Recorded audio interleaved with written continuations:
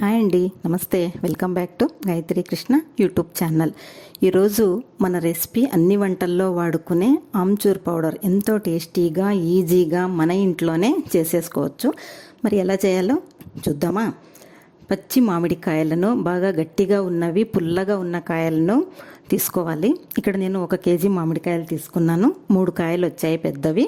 వాటిని కడిగి ఇలా పీల్ చేసుకోవాలి. ఇలా పీల్ చేసుకున్నటువంటి మామిడికాయలను మళ్ళీ పీలర్తో పీల్ చేసుకోవాలి. ఇలా పీల్ చేసుకోవడం వల్ల ఎండలో వేసినప్పుడు తెల్లగా ఉంటుంది, పౌడర్ కూడా తెల్లగా వస్తుందన్నమాట.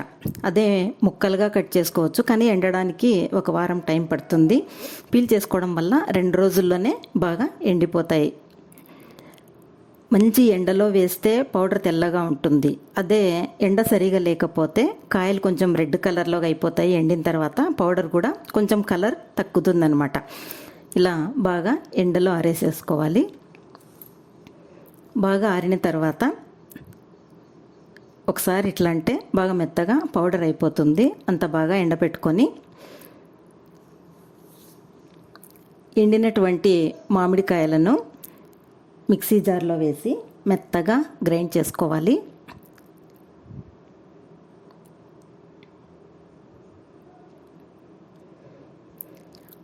మెత్తగా గ్రైండ్ చేసుకున్న తర్వాత జల్లించుకోవాలి. ఒక ప్లేట్లోకి వేసి ఇలా జల్లించుకోవడం వల్ల పైన నుసి ఏమన్నా ఉంటే కూడా వచ్చేస్తుందన్నమాట.